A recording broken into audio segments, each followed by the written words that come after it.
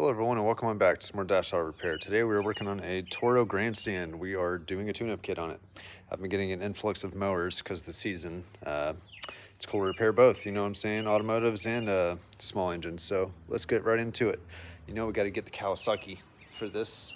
And this thing is dirty, so don't judge. But yeah, first things first, we're going to replace the air filter. Then we're going to replace the fuel filter. It's very quick and easy. So yeah, let's get right into it. Stay tuned. All right, first things first, you want to lower the deck all the way down. We're going to take off this bolt right here. Looks like a 16. So let's find out. And then we're going to put the paint on there, and that's where we're going to drain the oil while we are working on the rest. So let's get it. So of course, like I said, lower the deck all the way down. All the way down to the bottom, 1.5 inches.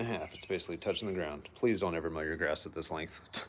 All right, so it's 11/16. Once you get that deck lowered, you're just basically just going to put the pan right in there. And then open this bad boy up and let it drain. Then we'll focus on the rest.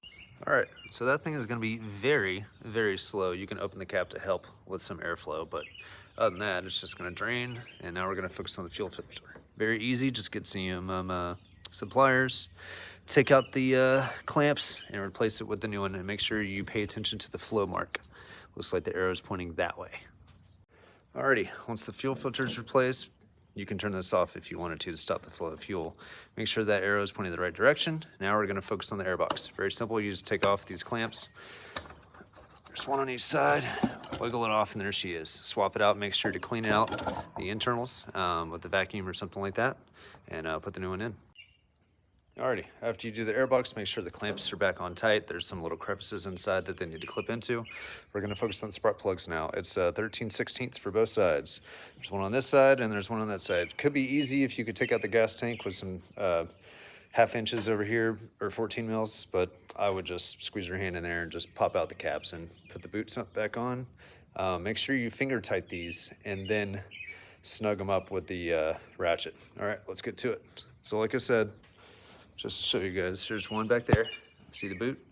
And there's one there. Let's get. Alrighty, and as you can see, that one's a pretty tight squeeze, but nonetheless, swap that out. Already did it, and I put the boots back on, so now we're gonna focus on the oil filter and the oil. It'll take the entirety of these 2 quarts, so just pour them both in. And the oil filter, we're gonna scoot this drop pan back, and we're gonna just loosen it up. Put the new one on, so let's get to it.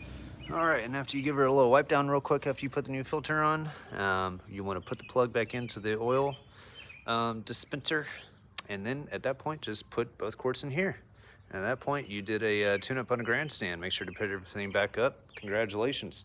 Heck yeah, I hope this helps. Like, share, and subscribe. Dash Auto Repair out. Peace.